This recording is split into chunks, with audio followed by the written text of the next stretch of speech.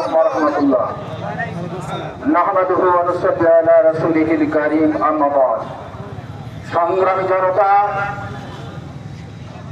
জুলাই অভ্যুত্থানের সনদের বাস্তবায়ন সহ 5 দফা দাবিতে কেন্দ্রীয় কর্মসূচির অংশ হিসাবে মোহনপুর উপজেলা শাখা কর্তৃক আয়োজিত আজকের বিক্ষোভ সমাবেশের সম্মানিত সভাপতি, সম্মানিত আমাদের নমিনি এবং মোহনপুর উপজেলার সম্মানিত নেতৃবৃন্দ সহ আপামর জনতা, মহান আল্লাহ শুকরিয়া আদায় করছি।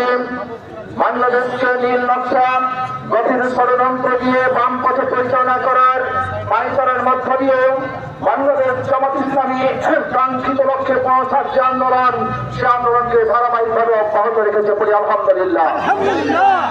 সম্মানিত আপনি জানাতেন, আপনারা জানেন ফ্যাসিস্ট সরকারের 15 বছরের অত্যাচারের কারণে শিক্ষা ব্যবস্থা, অর্থ ব্যবস্থা, জনগণের নিরাপত্তা, ভ্যানওয়ালা, রিক্সাওয়ালা, ঠেলাওয়ালা, দিনমজুর, কাঠমিস্ত্রি, রাজমিস্ত্রি, চাকরিজীবী সকল পর্যায়ের মানুষেরা অত্যাচারে অধিষ্ঠিত হয়েছিল। মানুষের দেওয়ালে পিঠ থেকে যাওয়ার কারণে ছাত্র গণ অভ্যুত্থানের মাধ্যমে আপামর জনতা, এই দেশের 18 কোটি মানুষ রাস্তায় নেমেছিল।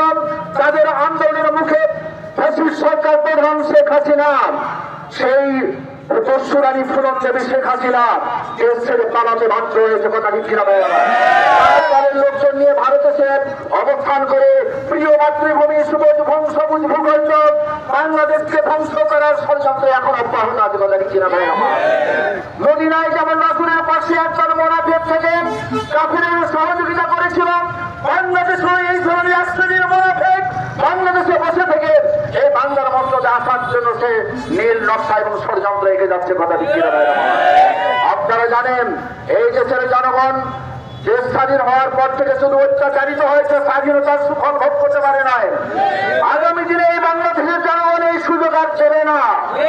আমাদের এই দেশে একটি দল এইভাবে তারা রাষ্ট্রীয় ক্ষমতায় দায়িত্ব পালন করেছেন, গরিবকে দিয়ে পুকুরের জল টেনে পুকুর সাফ করা আর তারা হাত দিয়ে বড় বড় কই মাছ ধরে ধরে খাওয়া। কথা দিচ্ছিল ভাই বাবা, এই সাপ ভুলছে ভালো নয়। যার কারণে আগামী নির্বাচন ওইভাবেই হোক, ওইভাবেই তারা ক্ষমতায় আসুক এবং 18 কোটি জনতার ঘাড়ে পা রেখে ক্ষমতার দাপট তারা এই দেশে লাগাবে এবং ভারতের দালালি করবে। এই ষড়যন্ত্রে তারা লিপ্ত আছে। কথা দিকে না ভাই বাবা, বাংলাদেশ জামাত ইসলামী এই বাংলার বুকে এই দুঃশাসন আর চলতে দেবে না ইনশাআল্লাহ। ইতিমধ্যে আপনারা কর্মসূচি ঘোষণা হয়েছেন। আমাদের যে গত জুলাইয়ের যে গণ অভ্যুত্থানে আমাদের ভাইয়েরা জীবন দিয়েছেন, শাহাদাত বরণ করেছেন, এই দেশের কোন জনগণ স্বাধীনতা ভোগ করতে পারে নাই।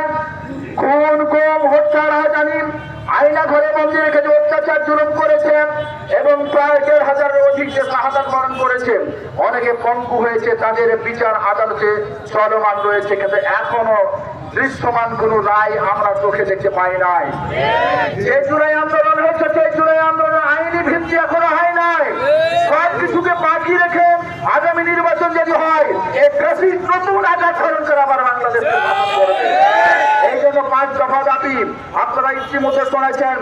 জুলাই সনদের আইনি ভিত্তি প্রস্তুত করে সে আইনের ভিত্তিতে আগামী জানুয়ারি মাসে নির্বাচন জামাত ইসলাম করার জন্য প্রস্তুত আছে, আগামী ফেব্রুয়ারি মাসে নির্বাচন করার জন্য প্রস্তুত আছে।